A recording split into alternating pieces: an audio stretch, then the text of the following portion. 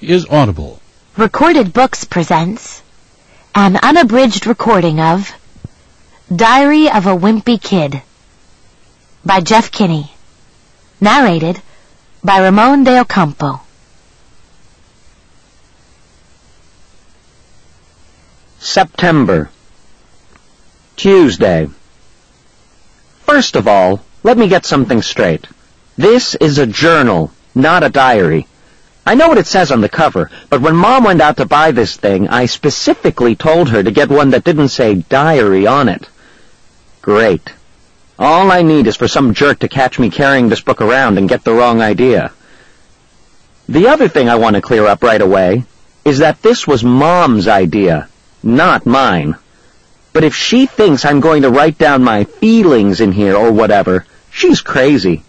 So just don't expect me to be all Dear Diary this and Dear Diary that. The only reason I agreed to do this at all is because I figure later on, when I'm rich and famous, I'll have better things to do than answer people's stupid questions all day long. So this book is going to come in handy. Like I said, I'll be famous one day, but for now, I'm stuck in middle school with a bunch of morons. Let me just say for the record that I think middle school is the dumbest idea ever invented. You got kids like me who haven't hit their growth spurt yet, mixed in with these gorillas who need to shave twice a day. And then they wonder why bullying is such a big problem in middle school. If it was up to me, grade levels would be based on height, not age. But then again, I guess that would mean kids like Chirag Gupta would still be in the first grade. Today is the first day of school, and right now we're waiting around for the teacher to hurry up and finish the seating chart, so I figured I might as well write in this book to pass the time. By the way, let me give you some good advice. On the first day of school, you got to be real careful where you sit.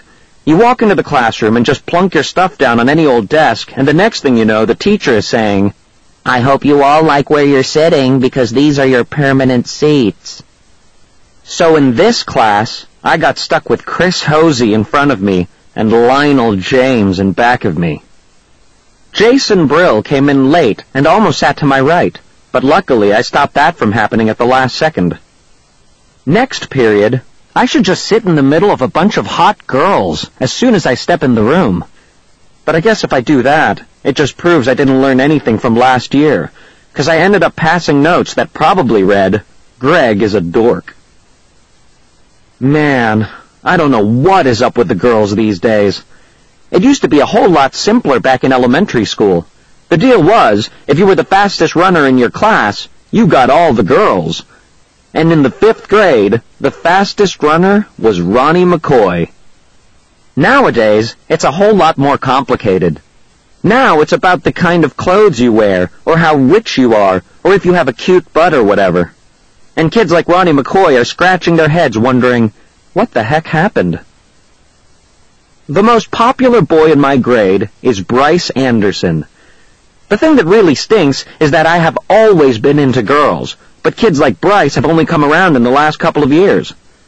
I remember how Bryce used to act back in elementary school. He would say things like, "I think girls are stinky poos." If I heard him, I would immediately say, "I don't think girls are stinky poos." But of course now I don't get any credit for sticking with the girls all this time.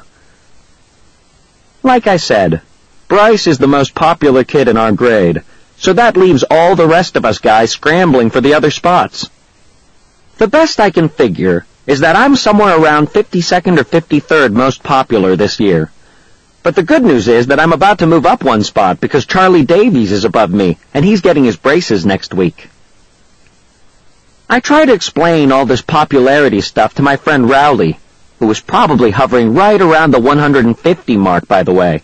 But I think it just goes in one ear and out the other with him. Wednesday. Today we had phys ed, so the first thing I did when I got outside was sneak off to the basketball court to see if the cheese was still there. And sure enough, it was. That piece of cheese has been sitting on the blacktop since last spring. I guess it must have dropped out of someone's sandwich or something. After a couple of days, the cheese started getting all moldy and nasty. Nobody would play basketball on the court where the cheese was, even though that was the only court that had a hoop with a net. Then one day, this kid named Darren Walsh touched the cheese with his finger, and that's what started this thing called the cheese touch. It's basically like the cooties. If you get the cheese touch, you're stuck with it until you pass it on to someone else. The only way to protect yourself from the cheese touch is to cross your fingers. But it's not that easy remembering to keep your fingers crossed every moment of the day. I ended up taping mine together so they'd stay crossed all the time. I got a D in handwriting, but it was totally worth it. This one kid named Abe Hall got the cheese touch in April, and nobody would even come near him for the rest of the year. This summer, Abe moved away to California and took the cheese touch with him. I just hope someone doesn't start the cheese touch up again, because I don't need that kind of stress in my life anymore. Thursday. I'm having a seriously hard time getting used to the fact that summer is over and I have to get out of bed every morning to go to school. My summer did not exactly get off to a great start, thanks to my older brother, Roderick. A couple of days into summer vacation, Roderick woke me up in the middle of the night. He told me I slept through the whole summer, but that luckily I woke up just in time for the first day of school. You might think I was pretty dumb for falling for that one, but Roderick was dressed up in his school clothes, and he set my alarm clock ahead to make it look like it was the morning. Plus, he closed my curtains so I couldn't see that it was still dark out. After Roderick woke me up, I just got dressed and went downstairs to make myself some breakfast, like I do every morning on a school day. But I guess I must have made a pretty big racket, because the next thing I knew, Dad was downstairs, yelling at me for eating Cheerios at 3 o'clock in the morning. It took me a minute to figure out what the heck was going on. After I did, I told Dad that Roderick had played a trick on me, and he was the one that should be getting yelled at. Dad walked down to the basement to chew Roderick out, and I tagged along. I couldn't wait to see Roderick get what was coming to him. But Roderick covered up his tracks pretty good, looking like he was sound asleep. And to this day, I'm sure Dad thinks I've got a screw loose or something. Friday. Today at school we got assigned to reading groups. They don't come right out and tell you if you're in the gifted group or the easy group, but you can figure it out right away by looking at the covers of the books they hand out. Einstein as a Child, or Bink Says Boo. I was pretty disappointed to find out I got put in the gifted group, because that just means a lot of extra work. When they did the screening at the end of last year, I did my best to make sure I got put in the easy group this year by acting stupid. Mom is real tight with our principal, so I'll bet she stepped in and made sure I got put in the gifted group again. Mom is always saying I'm a smart kid, but that I just don't apply myself. But if there's one thing I learned from Roderick, it's to set people's expectations real low so you end up surprising them by practically doing nothing at all. Actually, I'm kind of glad my plan to get put in the easy group didn't work.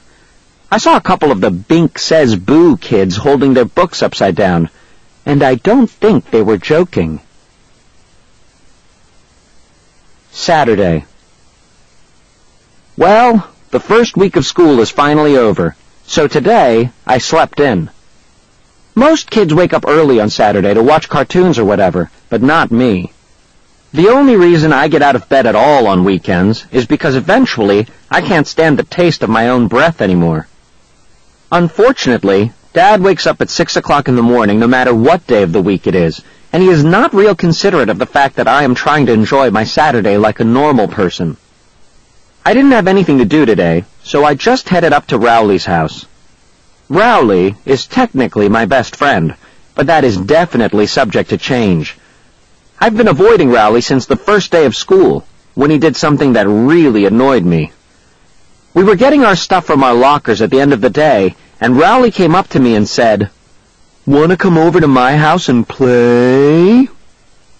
I have told Rowley at least 1 billion times that now that we're in middle school, you're supposed to say, hang out, not play.